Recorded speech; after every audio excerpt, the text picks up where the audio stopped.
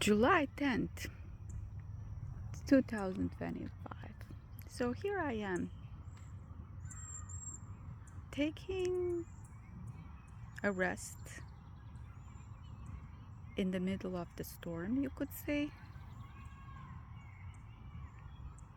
Why do I say middle of the storm? Because the major issue still persists. I have surrendered it to God. I fully trust and rely on God's help.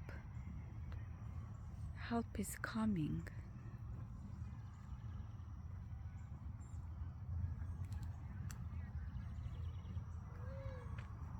I think I'm doing my best. Whatever I could, I did. At least I think.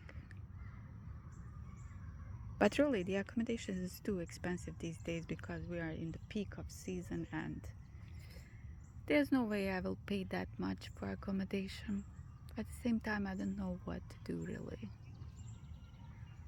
I'm still where God told me to be.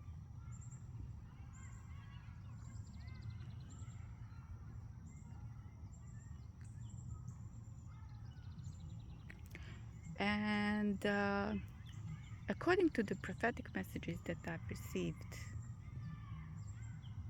it's about the time for God to move. So something will happen. I don't know if there'll be any storm before it does, because usually before something good happens, there is a strong resistance from the opposite side. But I strongly believe, and not just that, but I feel that I am under the divine protection of God. As long as I am in a season of being obedient to Him. I mean, it's not, you cannot say season. It's like a final decision when you surrender your life and everything, your decisions to Him. And it's with a strong belief that it's for your best. And it is really. Because we don't really know what's good for us. So during this time, there were days that were really, really difficult for me. Actually, 2 or 3 of the days, even though I was fasting and praying, I was crying. So I was crying a lot. And I was wondering what's next. And I was waking up every day with a question in my mind. What do I do next? Where am I going to sleep today, tonight?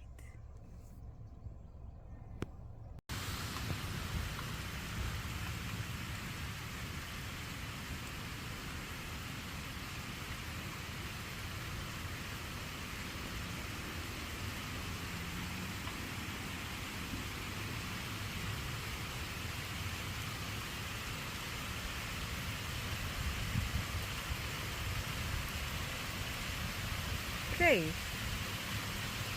One of the times when God accepts our prayers is when it's raining. Great chance for us to pray. So this period was a waiting period, and all I could hear is silence. It's a great test, indeed. When you are in isolation, separated from everybody, and waiting, you don't really know what you are waiting for. I guess you're waiting for God's promise. But in order to succeed, to pass this test, you need to have a great faith in God and trust God, and to have hope, and to surrender your will and hold your life to God, and to walk in obedience to God. So once you're walking in obedience to God, you are in covenant with God. And while you are in covenant with God, nothing can harm you. So you are divinely protected by God. And I got the words or messages, these prophetic messages, which were the only way to, I guess, communicate with God. That many of the spiritual attacks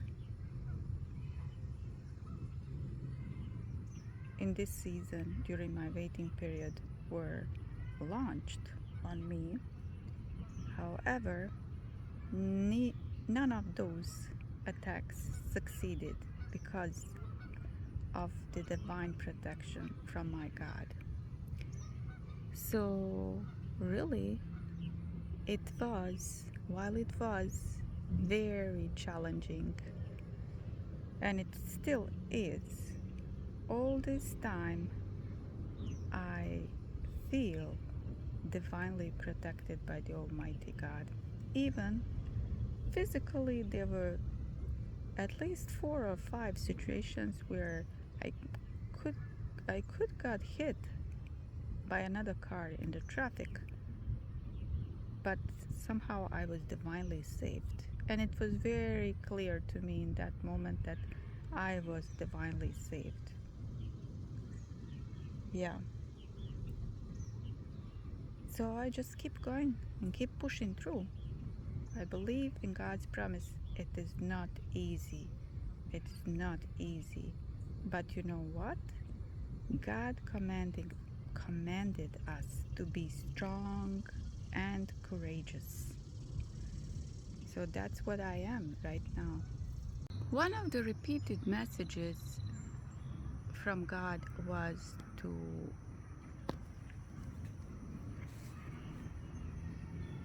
use my gift. And one of his promises was to go public. And I don't know what does that really mean. But during this time, through many messages that I've received, I realized that I need to start creating content, which I'm doing. So I'm doing this in obedience to God. And also I'm journaling my experience during this transition, separation period, and waiting on my promise. And with the intent to write a book. And it's also in obedience to God.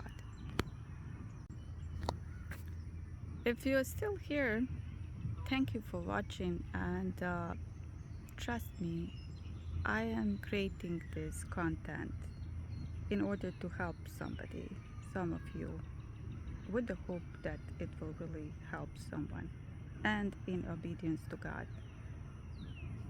So in order not to skip what's next in my journey, subscribe and help in pushing the content to more eyeballs by liking the video. And God bless.